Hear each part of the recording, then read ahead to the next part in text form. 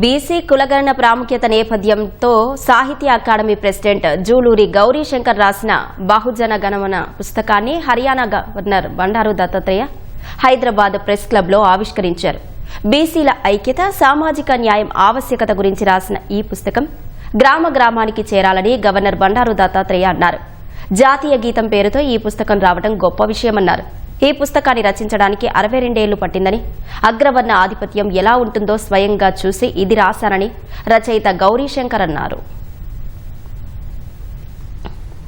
సమాజానికైనా, ఏ దేశానికైనా, ఏ రాష్ట్రానికైనా ఆ రాష్ట్రం యొక్క ప్రణాళిక రూపొందించబడాలంటే ఆ రాష్ట్రంలో ఉన్నటువంటి జనం ఏ సంఖ్యలో ఉన్నారు, ఎంతమంది ఎక్కడెక్కడ ఉన్నారు అనేటువంటిది చాలా అవసరం. డాటా లేకుండా, సర్వే లేకుండా మనం ఏ పని కూడా చేయలేము. డాటా సర్వే అనేది చాలా ఉత్తమమైన పని. సామాజిక న్యాయం, సామాజిక సమరసతను కూడా నిర్మాణం చేయాలి. అసమానత ఉన్నాయి ఇప్పటికి కూడా.